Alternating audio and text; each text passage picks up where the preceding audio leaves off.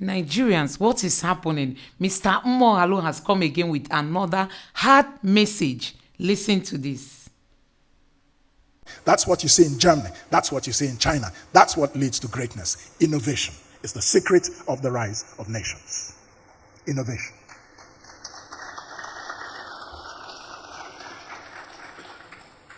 Access to capital, we don't have. The only people who have access to capital in Nigeria are the rich. They take the loans from the banks and they don't pay the bank loans. And there is no consequence. They have access to capital. But the poor man on the street, the vulcanizer, the trader, the artisan, they don't have access to capital. If they don't have access to capital, we cannot create wealth. Because that's how countries rise. China took 600-700 people out of poverty and into the middle class. That's because the poor at the bottom of the pyramid had access to capital. So when we say we are capitalists, let's be clear what we are doing and what we are not doing. Number 5, financialization and deindustrialization. Nigeria has progressively been deindustrialized over the past 40 years. Instead, our economy has been increasingly financialized without a productive base. The banks and bankers are kings, serving a rentier political class for healthy profit, while productive sectors suffer. So we need to go back to industrialization. 6, electricity. Let there be light. Let there be light.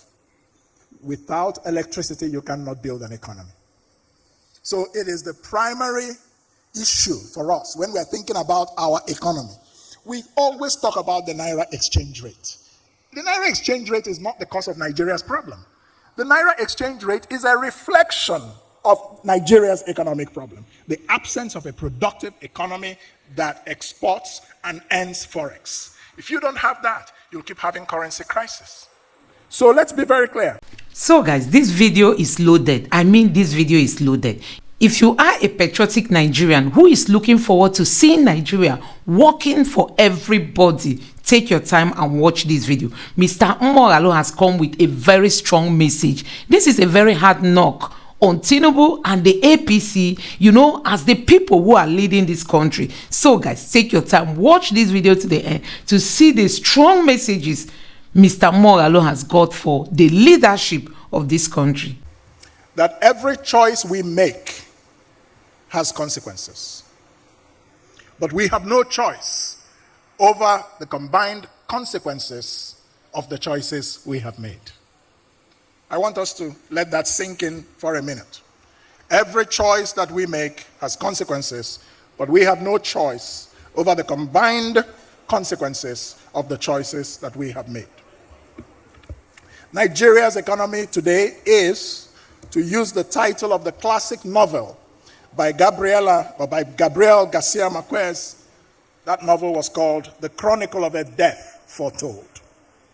Chronicle of a Death Foretold. The question is, will there be a resurrection? I believe so, but only if we fix the fundamentals. There is nothing that is happening today, the hyperinflation, the crisis of the value of the Naira, debt distress and revenue challenge, unemployment, and extreme poverty, etc., that should surprise any thinking citizen or professional observer of how our country's economy has been mismanaged for a very long time. Choices have consequences, and we should not be surprised that there is hunger and anger in the land today. The past 10 years were particularly ruinous. They were the years of the locust, marked by unprecedented mismanagement of fiscal policy, unproductive external borrowing, unnecessary budget deficits, illegal ways and means lending by the Central Bank of Nigeria to the federal government to the tune of 30 trillion naira, and unprecedented corruption. Many of these things happened because, as we witnessed, there was a successful political assault on the independence of the Central Bank of Nigeria, with the storekeeper willingly handing over the keys to the store to the marauders. We are in a crisis today, ladies and gentlemen. Regardless of whatever short-term measures that are taken and the success of those measures, or the lack of it, this crisis and its effects will last for at least 3 to 5 years. Don't be deceived. We're not getting out of this tomorrow. We may see some success tomorrow morning, we may see some setbacks, but the crisis is so fundamental that its effects will be with us for some few years to come, at the very least. Now, we must not waste the present economic crisis. That's my view. This crisis must not be wasted. We mustn't let it become like every other crisis we have, and we keep going from crisis to crisis. The question we have to answer today: when will we address the fundamentals that ail the Nigerian economy? There is no better time than now, in a time of crisis. So as we try to get out of the crisis, let us address the root causes of our crisis so that we do not have these kinds of crises again. I think that that is the best response that we could possibly have to this crisis. I maintain my position, which is a matter of record, that the decisions to remove the petrol subsidy and forex subsidy were bold decisions and were correct. We have lived a lie for 40 years, and the chickens have come home to roost. Given the country's revenue challenges in the crude oil production and export sector, Nigeria could no longer afford to subsidize the importation of refined petrol, at least fully, and could no longer afford to defend the value of the naira artificially. We simply did not have and do not have the foreign reserves to continue to do that. Nevertheless, there are also some immediate causes of today's economic mess that can be directly traced to strategic errors by the present government early in its 7 months in office so far. So the point I'm making is that although the foundation for our economic crisis was laid by previous governments with extreme reckless mismanagement of fiscal policy, we have all the evidence of that, but the current government, which met the crisis and inherited it, also made some important mistakes. And I will point it out, not for recrimination, but simply as lessons learned for the future. So, the first mistake, I believe, was the precipitate nature of the introduction of these reform policies without a thorough preparation for the morning after. Now, Nigerians should have been educated first on the economics of why these subsidies had to go and on what steps the government was taking to mitigate the anticipated impact. For example, with a subsidized mass transportation system across the 774 local government areas of Nigeria. Because everybody knows that when you remove subsidy, or when subsidy ends, the first place it's going to hit is in the transport sector. And that will have multiplier effects with the cost of transportation of foodstuff and all those kinds of things. So that's the first mistake that was made. The second mistake that was made was that the exchange rate unification and a further effort to quote-unquote float the naira in an environment that was already awash with naira liquidity, that is to say, a loose monetary environment, was an error. This contributed to the naira's race to the bottom. But we know the policy should have been accompanied or preceded by immediate monetary tightening before you float the naira or before you try to unify the exchange rate. Because with so much money sloshing around, so much naira, what you find is that a lot of naira is being used to mop up the dollars, and that's putting demand pressure on the dollars, and the dollar continues to rise, the naira continues to fall. But if money is scarce, which is what happens when you tighten monetary policy, then you will not have that effect. You will have some of it, but not as much as we have had. So that's the reason that was a bit of a mistake. But we know that a substantive governor of the central bank was appointed only several months later. And the Monetary Policy Committee was only just appointed and confirmed last month, I believe. The fact that these two important institutional props of Nigeria's economic policy making were not in place for several months after the new administration was sworn in created policy uncertainty and damaging gaps in investor confidence. Again, like I said, it is simply for lessons to be learned for the future.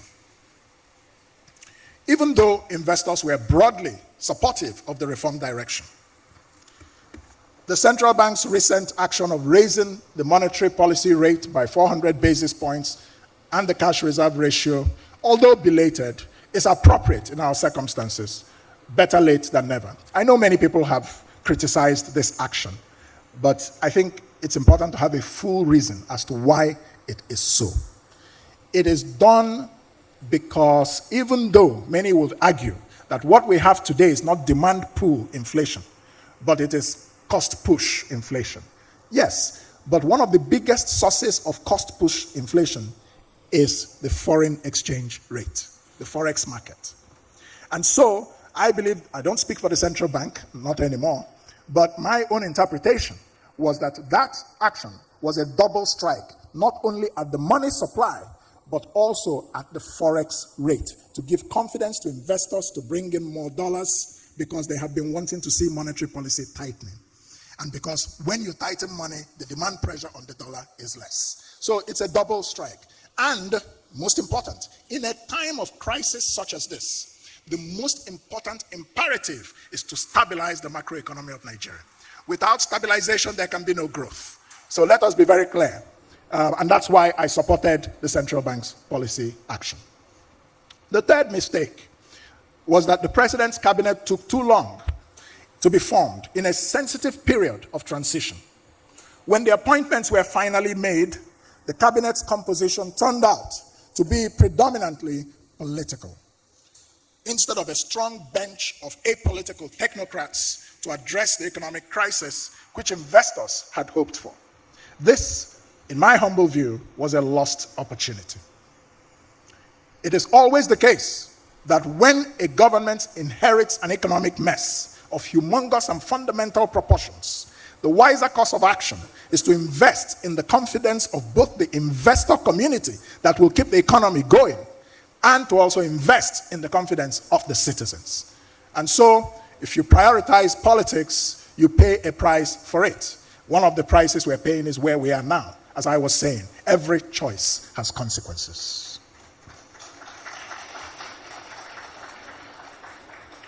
Economic revival, the fundamentals we must address. I want to say very quickly that the best way to solve the economic crisis we're in now is simply to understand everything that caused and led to the crisis. If we understand those things and fix them, you have fixed the crisis and you have paved the path for the future. I am not one of those Nigerians that always rushes to, tell us the practical now, we don't want theory. There can be no practical without a sound theory. That is just fact. And industrialized countries know this. But in Nigeria, we call theories and concepts grammar. That man is blowing grammar. But you wonder why every society that has made progress, they are blowing grammar. Because they are engaging with ideas. Ideas rule the world. So, what brought us here? Number one, the absence of nationhood. You will be surprised to understand that many of the things that affect our economy are not strictly technical economic issues. No, not at all. The main reason we are where we are, the fundamental reason, is the absence of nationhood. Why do I say this? Economic development and transformation can only be achieved if the quest for these outcomes is anchored on a shared understanding of nationhood. This is a task of nation building. When a country's population has a shared destiny, when they have a shared sense of purpose, then they all come together, put their shoulder at the wheel to produce for subsistence, for survival, and for prosperity in the same direction. There is no better example of this than the United States. The Revolutionary War of 1776, the country's constitution of 1787, guaranteed property rights. Property rights were guaranteed in that constitution. The inviolability of contracts and the rule of law were guaranteed in that constitution. In fact, it is not a surprise that in the very first early articles of the US Constitution, there is a provision for the protection of intellectual property and innovation. So you find that innovation and intellectual property in America, which is what has driven the wealth of the world's strongest economy, are actually grounded in the Constitution. It is not about anybody going to cut a tape that we've opened this innovation center. No, the country was built on the foundation of that understanding. So there are shared values that have made that country strong. There are many other countries of good examples. You have Singapore. Singapore was expelled from Malaysia, and they had a chip on their shoulder because of that incident. And they swore that in Singapore would be more successful than the country that kicked them out. That is the shared sense of nationhood and destiny. We have Taiwan, expelled from mainland China after the Civil War. We have Japan, which dominated East Asia in the early 20th century before the rise of China. These are several examples of countries whose economies have been built on the back of a strong sense of nationhood. Number two, bad governance brought us where we are. I don't need to go into too many details. There are too many manifestations of bad governance in Nigeria's national life, because there is no shared understanding of the Nigerian state and its purpose. The real aims of politics, the contest for power and authority, are not good governance, but actually self-aggrandizement, corruption, ethnic irredentism, and so many of these other things. When you cannot govern the country well, you cannot manage the economy well. The economy is a fundamental aspect of governance. What is the purpose of government in the Nigerian Constitution? To protect, to improve the welfare of Nigerians and to protect their citizens. Those are governance issues. And because we have not had very good governance, it is no surprise that we have not been able to build a good economy, and we keep having economic crisis. A state that lacks the capacity to protect its citizens and control its territory, administer taxation effectively, and administer social services such as health, education, and social security. Note, I'm not talking about palliatives. I'm talking about systemic social security. The palliative economy is no economy, and it solves nothing. So,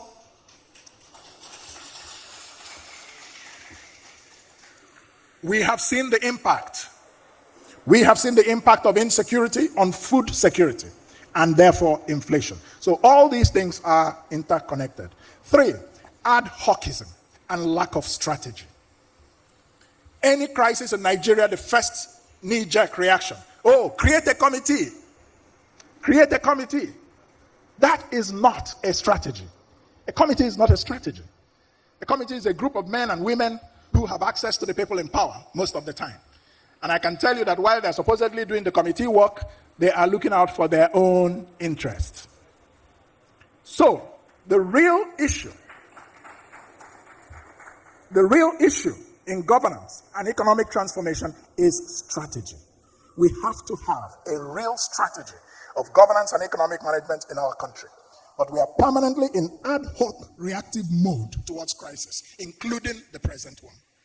So, real strategy is what will make a difference. The United Arab Emirates is one example of a country that has been built, its economy has been built on the foundation of strategy. In 1971, 90% of the GDP of UAE was oil. Today, it is less than 30%. In 50 years, with a conscious strategy, the UAE has doubled and increased its GDP more than 247 times since 1971. From 6.5 dirham when the union was established to 1.6 trillion dirham today. That is strategy speaking. Long before many people knew what sovereign wealth funds were, these countries were setting up sovereign wealth funds. We came to the sovereign wealth party very late when the party was already over. And even then, our coming to it was opposed by some people who said, well, you cannot be saving for the rainy day when the rain has already started beating us. Let us chop the money now and divide it. Don't save for the future, I beg. That is not for me. When you hear this type of talk, you know that a country has no strategy. You know that a country is in trouble. 4, the absence of philosophy and knowledge. Every successful economy in this world is anchored on a philosophical foundation. There is no getting away from it, i.e. grammar. There is no running away from it, except you don't want to be successful, or you want to just keep having crisis after crisis, as is our situation in this country. So we need to have a philosophical foundation. We are suffering from philosophical confusion. We do not know if we are capitalist, if we are a mixed economy, if we are socialist. And we have swerved from different extremes to different extremes over different governments in this country. Today, we are back to what I think is a free market and capitalist kind of thinking. But for you to be able to be successful with that, you've got to understand the foundations of successful capitalism. That is to say, number one, property rights. Number two, innovation. Number three, access to capital. We don't have property rights in Nigeria. Land, the most important property, is controlled by the state. There is no economy in Nigeria that is built on innovation.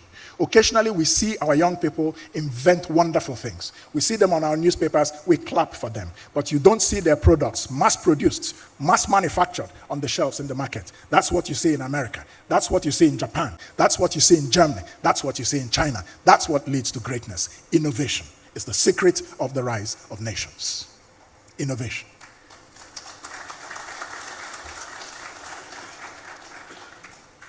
Access to capital, we don't have. The only people who have access to capital in Nigeria are the rich.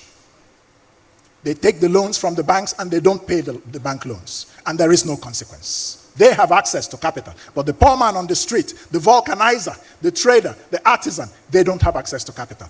If they don't have access to capital, we cannot create wealth. Because that's how countries rise. China took 600-700 people out of poverty and into the middle class.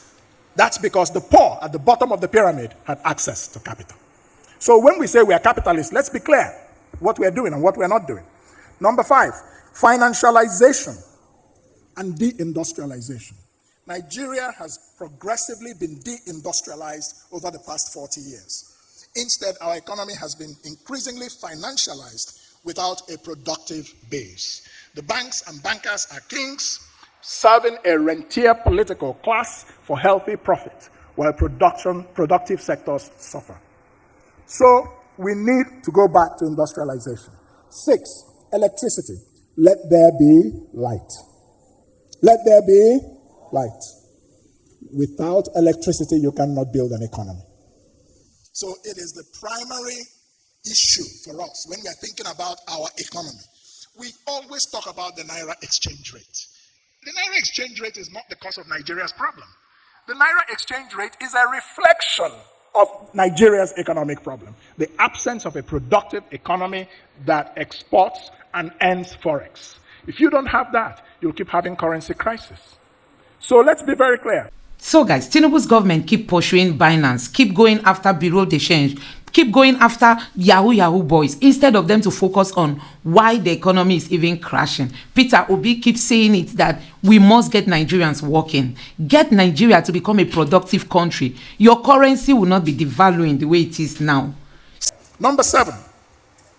By the way, speaking of electricity, we all know what has happened in Aba recently. The inauguration of Aba, the geometric power thing. Let's watch it. It's a very important experiment for this country, and we hope it succeeds. Because we need more of that. We need it in Lagos and Ogun State. We need it in Nnewi and Onitsha. We need it in Kano. We must prioritize our industrial manufacturing centers in our electricity provision for this country. That is strategy. Number 7, population crisis. I don't need to dwell too much on this. Nigeria has a population crisis. And when millions of people are being brought into this world without education, without health care, without incomes to take good care of them, what you're doing is that you're creating an economic environment that has negative implications for both the economy and for security. And let us not forget that we are predicted that there will be 400 million people in 2050. That will make us the 3rd largest economy in the world. Now, let me speak very quickly about the way forward, possible solutions. I want to say that I run a think tank, the Institute for Governance and Economic Transformation. Forgive me to put in a plug for ourselves, but we are always available to help any government, federal or state in this country, with training, with research, with consultancies to solve problems of the economy and problems of governance. The way forward, possible solutions. The first recommendation that I'm going to make is that the federal government should raise a 20 trillion naira bond to fund a strategic project for fundamental economic rebirth. This project, which I will call, for the purposes of our discussion, Project 3 in 3, will be aimed at the rebirth of 3 strategic sectors within 3 years. These sectors are railways, housing, and agriculture. The federal government should raise this bond and build railway lines that connect every state capital in this country. Goods can move around, people can move around. It will be a big boost for the economy. Housing, affordable housing, quality housing, mortgage ready. These things will put 5 million Nigerians to work across the states of the Federation. That will boost the economy massively. The details are in my presentation. For the sake of time, I will not go into them. The second recommendation is that fiscal policy must wake up. Fiscal policy must wake up. The problem with our economy is mainly the failure of fiscal policy. And that's the reason we find the central bank always overburdened. Always overburdened. One former head of state called me one day and said, "Kindsley, I have a question for you." I said, "Yes, sir. Why is it that everything in this country seems to be about the central bank?" And I said, "Your Excellency, it's because the state has failed. The state has failed. The executive, the fiscal authorities, they are not able to manage our economy. So it's very easy and very lazy to have a recourse to the central bank. Call me the governor. Create one intervention fund. Create this." And so the central bank became the Ministry of Agriculture, the Ministry of Industries, the Ministry of Arts and Theatre, the Ministry of whatever.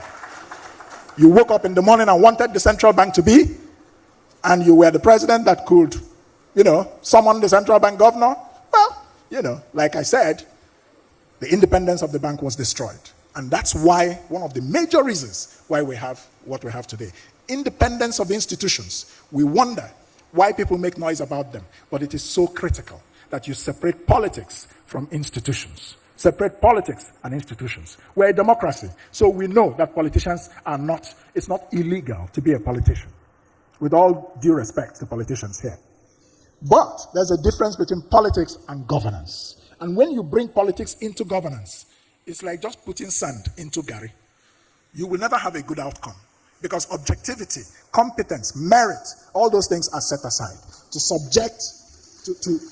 advance parochial interests, to advance subjective interests. That's what happens in our country. And that's why we don't go far. So fiscal policy must wake up. 3, we must end oil theft and corruption in this country. By many estimations, almost half of Nigeria's oil production is stolen. How can any country that relies on such a resource for foreign exchange not have problems? Number 4, the central bank should continue its recently announced monetary tightening policy stance. But beyond the actions that the central bank is taking, the bank must demonstrate a willingness to go hard on forex speculation that is going on in Nigeria's banking sector. It is not enough to attack the people in Binance who have no political godfathers in Nigeria. It's not enough. What about the banks? What about the bank CEOs? We know that there's a lot going on in the banks. The central bank should deal with that. When we were in the central bank, we were not afraid. Under Sanusi, the governor of the bank, and I served as deputy governor for financial stability, we took on the banks and brought them under discipline. Under discipline. When you take action against 1 or 2 banks that are found to be hoarding forex, I tell you, everybody will sit up. That's what's going to happen. Somebody wrote an article that is floating around about Ikoyi economics and Fadei economics. You must combine Ikoyi and Fadei. Raising the monetary policy rate is Ikoyi, economics, but it has relevance too.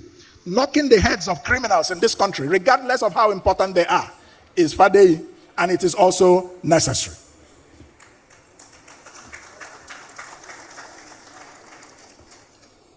Number 6, to get out of our foreign exchange crisis, the federal government must carefully consider. I said consider. I didn't say go and do it, but consider very carefully, after which you take a decision, whether or not we should take a 20 to 30 billion naira stabilization package from the International Monetary Fund.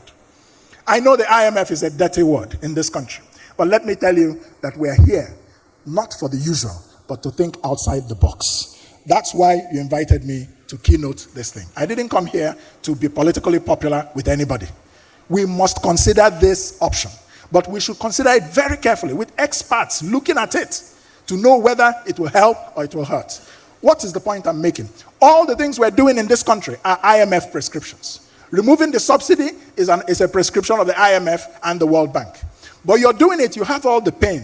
People are suffering, but you don't get any benefit from it. If you take a $30 billion stabilization package, you take the pain, but you have money. That money can help to stabilize the reserves. It can help to stabilize the forex market. So there's a pro and there's a con. Thank you. But we should consider it. Again, the details are in my lecture, what the pros and cons are. Number 7, the president should create, following careful consideration, a full-time, highly professional, and full-time economic advisory council of 7 economists. I'm very specific in my recommendation. 7 economists. Those economists should have specializations in agricultural economics, industrial policy, labor economics, business economics, trade policy, fiscal policy, and development economics or political economy. These 7 wise men and women, between these specializations, you have what it takes to address the crisis today and tomorrow, to build an economy that can actually function. But if you set up an economic team and you're not thinking about what I've just told you, oh, just bring me this guy, bring me that guy. No, that is not strategy. You have to think, what is the purpose of this economic team? What are the competencies that must be present in that team? How do they work together to produce the result we want? The result of the United Arab Emirates, Dubai, in Nigeria. That's what we want. Now, I'm aware that the president recently formed an economic advisory council made up of some businessmen, some politicians, and all of that. My suggestion, very, very humbly, that is not an economic team. Sorry to be blunt about it. Sorry to be blunt about it. They are distinguished people. They are capable people. But what that represents, in my view, is a consultative group of the private sector. So you can rename it the State Business Advisory Council. That's what that is. When you want to talk about an economic team, that's exactly what I've told you, how to do it. And it has to be full-time. No economy can be managed by part-time advisors. No, it doesn't work like that. And when you have people who are in business, you have to worry about possible conflicts of interests. So you must set up a full-time professional team. They do nothing else but watch the economy and advise the president on what to do. That's what we need. And I say this because the previous government did the same thing. They appointed an economic advisory council that was part-time, made up of distinguished people, but where is the economic transformation that has happened?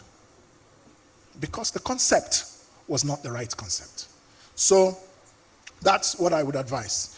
Also, we must cut the cost of governance. We must cut the cost of governance. Governance in this country is bleeding the economy.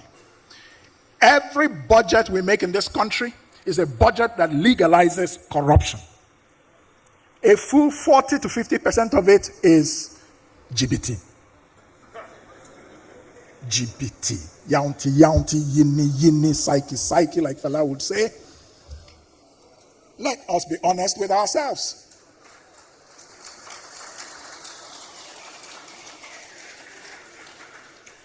We should sell down some government assets under the oversight of the Ministry of Finance Incorporated, Murphy, and raise $18 to $20 billion that will be pumped into the reserves. We should end the populist, corruption-riddled palliative economy and develop and implement an effective social security system. In this paper called Nigeria's Poverty Trap and How to End It, our think tank, the Institute for Governance and Economic Transformation, developed the A to Z of how to end poverty in this country. You may not know about it because I am not in government, I'm talking to you. But thank God I have this podium today. If you want a solution to poverty, come to us. We'll tell you how to do it.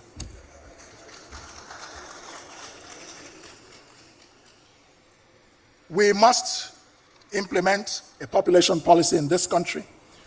We also must design and implement a blueprint to increase Nigeria's electricity output to 20,000 megawatts within 3 years, driven by private sector investments and anchored on the principle of sustainable energy transition. Finally, or just before finally, President Tinubu needs to revamp his cabinet, not later than his first year anniversary in office. Why do I say so? I believe that if he does this, it will improve and increase public and investor confidence in the capacity of his government to grapple effectively with the current economic crisis. And finally, President Tinubu, his government should adopt and domesticate the 24-point private sector Bill of Rights advocated by the Africa Private Sector Summit, of which I have the honor to be the chairman, in order to improve the investment and business environment in Nigeria and position Nigeria as Africa's largest economy to take advantage of the African continental free trade area. Conclusion. Let me conclude and I'll leave you in peace. The best approach to exiting Nigeria's economic malaise and its potential for social unrest is to think and move with strategy, not with populist knee-jerk reactions that only create new and further opportunities for corruption. To think structurally and lay long-term foundations. To fix Nigeria's crisis today, we must act for tomorrow and deal with all the issues that have brought us to where we are. In economic reform, you cannot do one thing and not the other. You must do all the things that are required. That's how reforms succeed. So removing the subsidy is just one component of the reforms. It's not enough. If you focus only on it, you'll continue to have problems. But there are other things that must happen as part of that reform. That's called systems thinking. Let there be no doubt. We can beat this crisis. We can. We can. We can. We can.